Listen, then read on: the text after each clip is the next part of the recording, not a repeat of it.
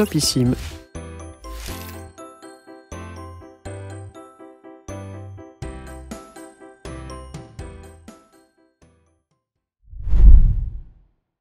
Je me souviens de toutes ces heures passées dans le noir, les yeux grands ouverts, à fixer les lattes du sommier de ton lit au-dessus de ma tête. Je t'entendais te retourner, encore et encore, froissant les draps de ton matelas, rajustant la couverture sous ton menton. À quoi pouvais-tu donc bien rêver ? Je m'imaginais entrer dans ta tête et y espionner tes songes, tel un marchand de sable voyeur.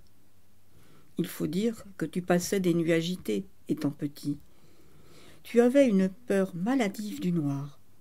Tu craignais les ténèbres du placard entr'ouvert, l'ombre insondable derrière la porte, les mouvements infimes que tu croyais deviner à la fenêtre. Cela me faisait doucement rire. Bien souvent, je t'ai chuchoté qu'il ne fallait pas avoir peur de ces bêtises, qu'il n'y avait que toi et moi, dans l'obscurité de cette petite chambre.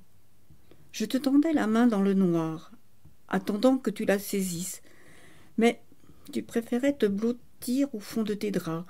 Les nuits où tu tremblais le plus, qu'il était tentant de grimper dans ton lit pour te bercer et te faire oublier tes monstres imaginaires.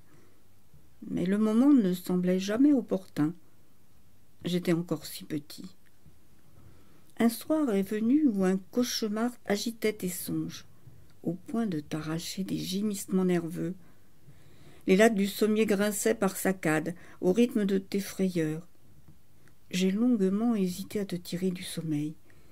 Mais alors que je tergiversais, ton bras s'est soudain mis à pendre au-dessus de ma tête, si proche qu'il aurait pu me toucher, et j'ai cru que le moment était venu. J'ai louché dessus, mue par une curiosité morbide. Après tout ce temps à t'écouter remuer sans bouger de ma place, j'éprouvais un plaisir presque sauvage à l'idée de tirer sur ton bras, escalader ton lit et t'enserrer de mes doigts glacés pour te réveiller d'un cri. Il suffisait juste que je tende ma main vers la tienne, que je t'effleure la peau et tu t'es mis à hurler. Un glapissement perçant qui n'a pas manqué de réveiller toute la maisonnée. La porte s'est ouverte à la volée et il ne me restait plus qu'à me faire tout petit alors qu'on accourait à ton chevet. Je me suis dit que ce n'était pas bien grave, que ce n'était qu'une petite frayeur, qu'il y aurait bien d'autres nuits où je pourrais à nouveau te parler, te titiller, te murmurer des histoires qui ne parleraient que de toi et moi, perdus dans l'obscurité. Mais le soir suivant, quand les lumières se sont éteintes, une petite veilleuse brillait dans un coin de la chambre. C'était un globe de plastique grossier, aux couleurs criardes, qui crachotait tant bien que mal une berceuse en projetant des étoiles déformées sur les murs. On l'avait sans doute acheté à un prix dérisoire, dans une grande surface quelconque. Et pourtant, à tes yeux, ce bibelot est devenu le trésor le plus précieux au monde. Tu l'as allumé tous les soirs, sans exception, et tu t'endormais avec un sourire aux lèvres. Tu n'avais plus peur des monstres. La veilleuse te faisait rêver de symphonies et de galaxies, et même mes murmures disparaissaient dans son chant. La nuit, dans cette petite chambre, c'était désormais toi, la veilleuse et moi. Et la veilleuse se dressait entre nous, imperturbable phare qui m'éblouissait de sa lumière, couvrait mes chuchottis et me repoussait dans le noir. Le moment était passé, et je l'avais laissé m'échapper.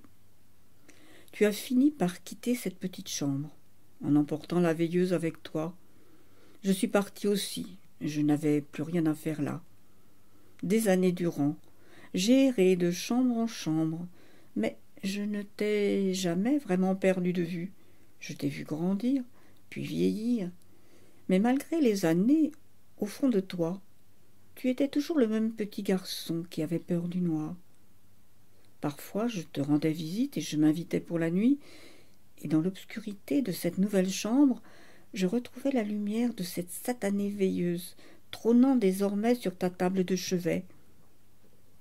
Plus faible, certes, plus incertaine, ses haut-parleurs n'éructaient même plus de musique.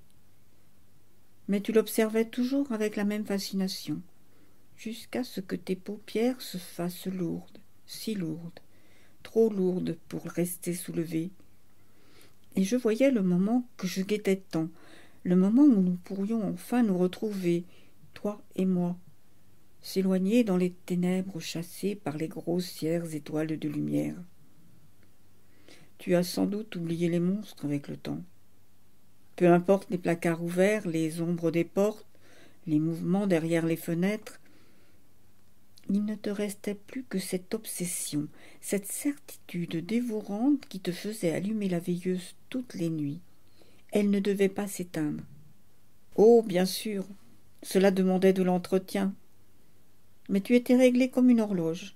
Chaque semaine, sans exception, tu attrapais l'antique appareil, tu le nettoyais sous tous les angles, tu ouvrais délicatement le compartiment à l'arrière, et tu remplaçais une par une les piles du boîtier. Le soir venu, tu te couchais en prenant bien soin d'allumer la petite veilleuse d'enfant, et tu t'endormais avec un sourire paisible dans le faible bruit blanc.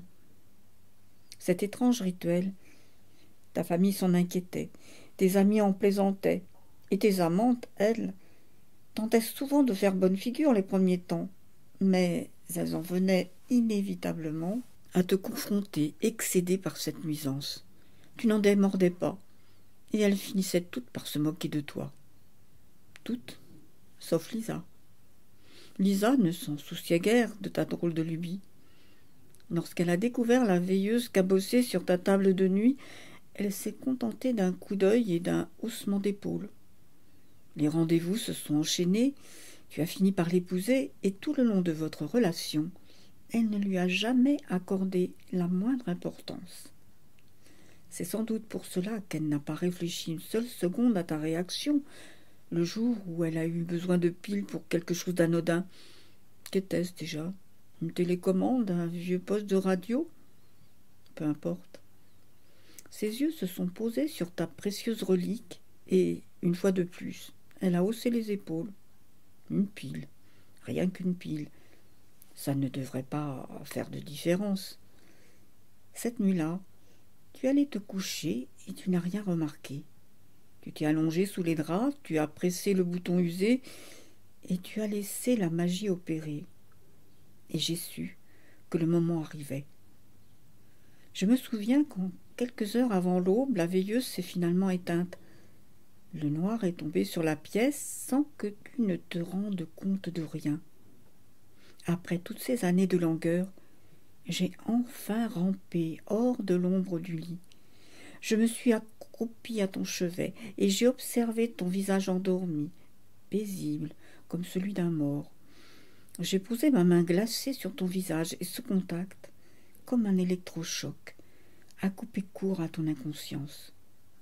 Tu as regardé dans les trous noirs que formaient mes yeux, et j'ai savouré la terreur qui déformait tes traits, cette terreur indicible, délicieusement familière, tout droit sortie des souvenirs de mon enfance.